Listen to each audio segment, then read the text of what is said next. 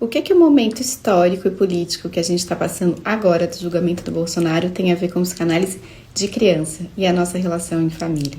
Eu vi um vídeo em que a Maria Prata falava que eles voltaram na casa deles, eles têm filhos pequenos, a assinarem jornal de papel. E ela lembrava que quando criança, ela participava da conversa em relação à realidade do mundo dentro de casa, da família. Porque tinha uma TV na sala em que os pais assistiam um jornal e as crianças viam também. Em que tinha jornal de papel no café da manhã e as crianças, depois de alfabetizadas, podiam ler alguma manchete, notícia. As escolas, inclusive, pediam, traz uma notícia dessa semana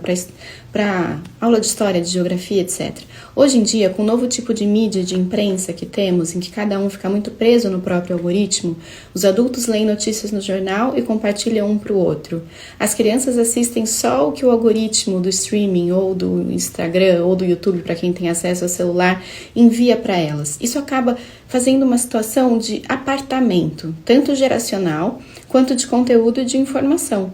Então, a gente poder inserir as crianças e contar para elas o que está acontecendo, me parece uma medida de proteção de saúde mental, na medida em que essas crianças vão ficar um pouco mais avisadas em relação a espaços muito perigosos na internet, como, por exemplo, grupos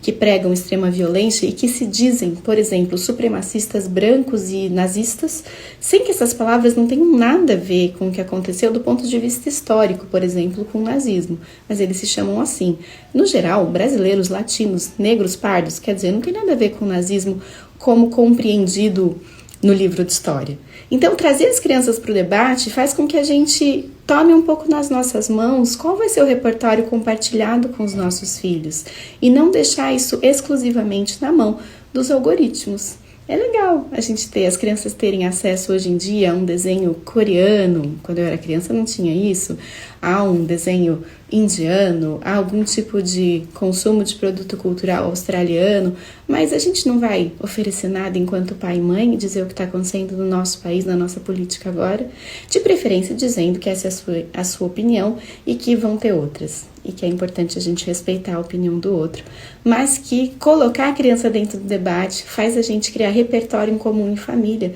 para poder conversar sobre isso e também para voltar, quem sabe, a recosturar alguns tipos de sentido em comum entre as palavras que foi se esgarçando tanto nos últimos tempos.